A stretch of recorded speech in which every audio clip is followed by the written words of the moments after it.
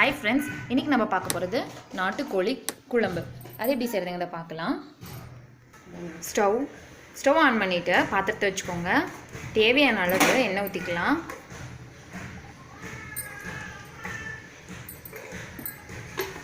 எண்ணெய் நல்லா காஞ்சிருச்சு. கடுகு போட்டுக்கோங்க.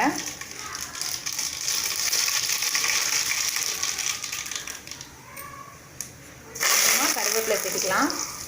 இப்போ நம்ம நாட்டுக்கோழி வாஷ் பண்ணி வச்சுருக்கோம், அதையும் சேர்த்துக்கலாம்.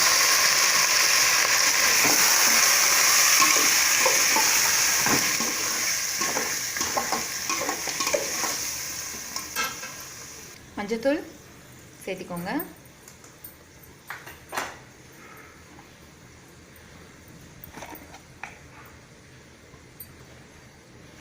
ஒரு ஸ்பூன் விளக்கெண்ணெய் சேர்த்திக்கலாம். நான் ஆல்ரெடி சொல்லியிருந்தேன், விளக்கெண்ணெய் ரொம்ப நல்லது. இந்த கவுச்செல்லாம் வராமல் இருக்கிறதுக்கோசரம் தான் நம்ம விளக்கெண்ணெய் ஊற்றுறோம். சீக்கிரமாகவும் கறி வெந்துடும். கல்லுப்பு சேர்த்திக்கோங்க.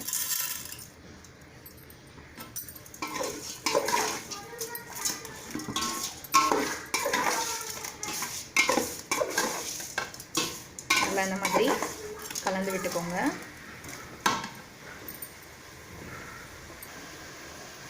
ஃப்ரெண்ட்ஸ், நாட்டுக்கோழி குழம்புக்கு நம்ம தேவையான விழுது நம்ம இங்கே அரைச்சி ரெடியாக வச்சுருக்கோம். குழம்புக்கு தேவையானது கறி வந்து வணங்கிட்டுருக்கு. எண்ணெயில் நல்லா வணக்கி விட்டுக்கோங்க.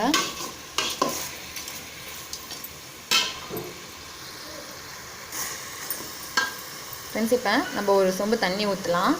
தண்ணி ஊற்றி இதில் வந்து கறி வந்து வேகட்டும். பாதிக்கு பாதி வெந்ததுக்கப்புறம் நம்ம அரைச்சி வச்சுருக்க விழுதை சேர்த்திக்கலாம். இப்போ நல்லா வேகட்டும். அதுக்கப்புறம் நான் காட்டுறேன் வெந்ததுக்கப்புறம். ஃப்ரெண்ட்ஸ் பாருங்கள், இந்த அளவுக்கு பாதி வெந்திருக்கணும். இப்போ வந்து நம்ம அரைச்சி வச்சுருக்க விழுது சேர்த்திக்கலாம். குழம்புக்கு நம்ம அரைச்சி வச்சுருக்கோம்.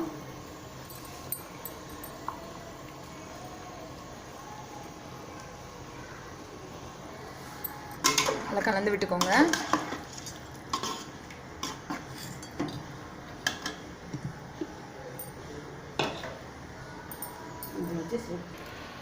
நம்ம அரைச்சி வச்சிருக்க தேங்காய் விழுதை சேர்த்திக்கலாம்.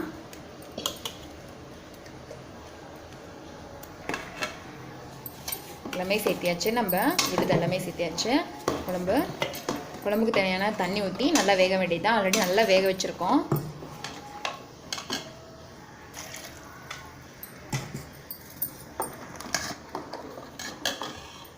தேவையான அளவு தண்ணி ஊற்றிக்கலாம். கலந்து விட்டுட்டு இப்போ நல்லா வேகட்டும்.